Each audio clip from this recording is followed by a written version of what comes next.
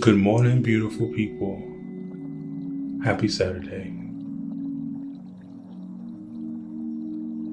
You know, there's a growing trend in modern society where humanity is increasingly disconnected from spirituality, being instead drawn into the realm of technology and its offspring. This concern has been gradually emerging over time, but it is becoming more apparent as newer generations move toward a future that is focused on erasing the past. This cultural shift is powerfully shown in Wakanda Forever, where the characters' struggles reflect the tension between tradition and modernity. The film opens with a poignant scene in which Shuri, the chief scientist of Wakanda and sister of T'Challa, pleads with Bast, the panther goddess who is a derivative of the feline goddess worshipped in ancient Egypt. Bast, time is running out. Please allow me to heal my brother of this illness, and I will never question your existence again.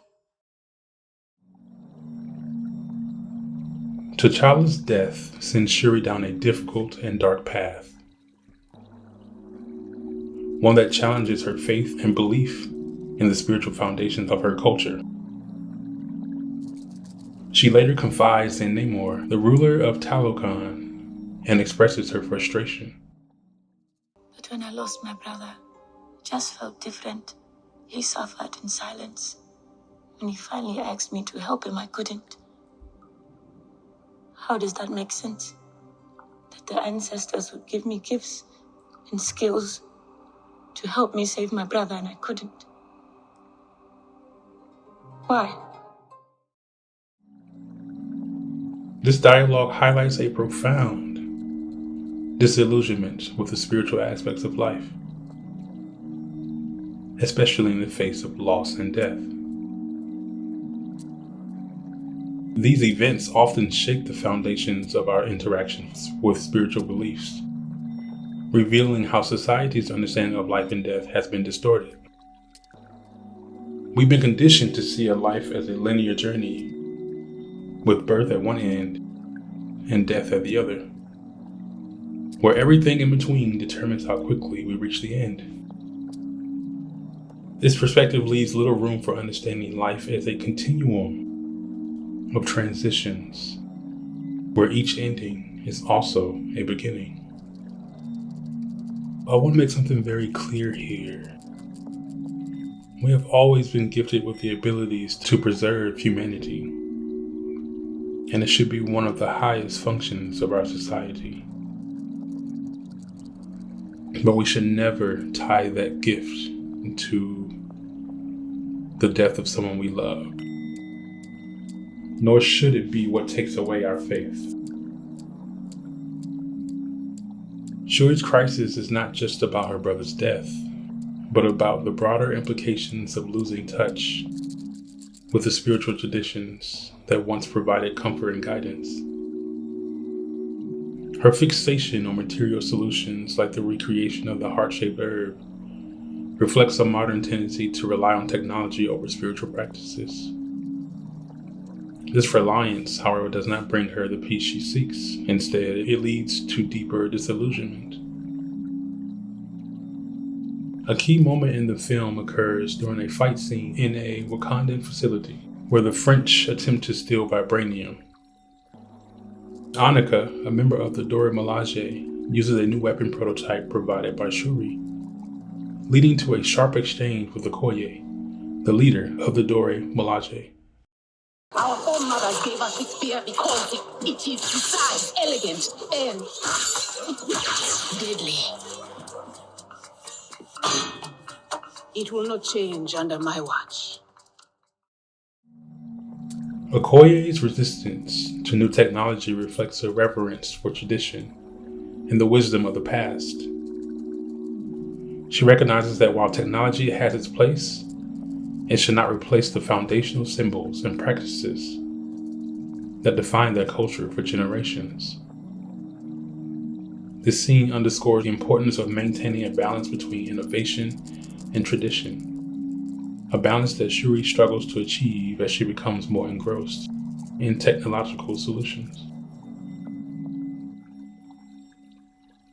The tension between tradition and technology is further explored in the interaction between Shuri and her mother, Ramunda, the Queen of Wakanda. When Ramunda enters Shuri's workspace, the contrast in their clothing symbolizes the spiritual divide between them. Shuri in her futuristic attire, and Ramunda in traditional garments. Ramunda probes Shuri about the recreation of the heart-shaped herb, to which Shuri responds, We do not need the herb, Mother. We need new technology. Shuri's reliance on technology over spiritual practices reflects her growing detachment from her cultural roots. Her dismissal of the herb as unnecessary highlights a loss of faith in the spiritual elements that once defined Wakandan identity. This is not just a personal struggle, but a reflection of a generational shift.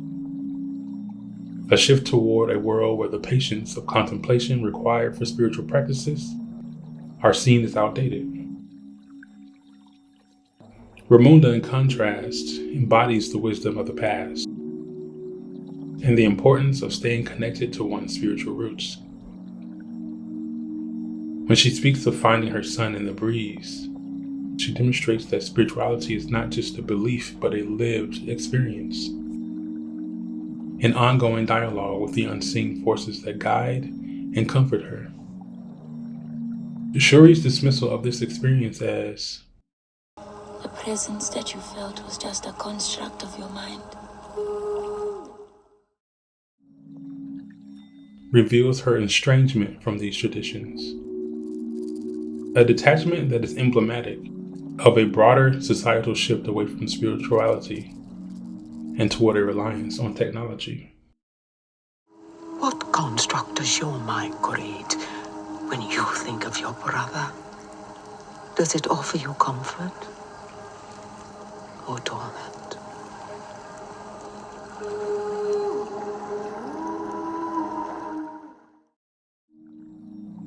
This disconnection reaches a climax when Shuri manages to revive the herb with Nakia, a former member of the War Dogs and T'Challa's lover, at her side.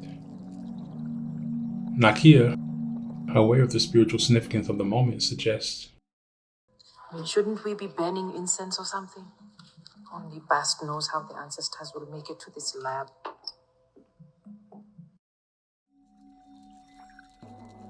Shuri's smile fades as she prepares to enter the spirit realm, only to be met by Killmonger instead of her mother or brother. Upon returning, she is furious. I failed.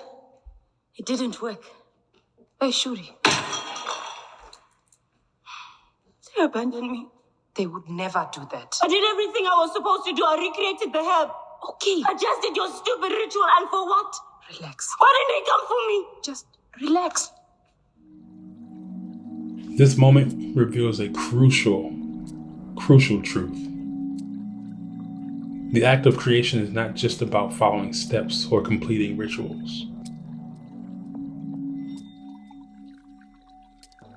It is about the intention, belief, and spiritual connection that underlie those actions. Nakia's suggestion to burn incense reflects a deeper understanding that rituals are more than ceremonial. They are bridges between the physical and spiritual worlds. Shuri, however, is unable to fully embrace this connection, and her frustration stems from the spiritual dissonance. Wakanda Forever serves as a powerful commentary on the dangers of losing touch with our spiritual heritage in an increasingly technological world. The film challenges us to reconsider the balance between innovation and tradition, reminding us that true creation and fulfillment come not just from what we make, but from how we believe and walk in that creation. As we move forward, it is crucial that we do not lose sight of the spiritual anchors that ground us in a rapidly changing world. I love you all.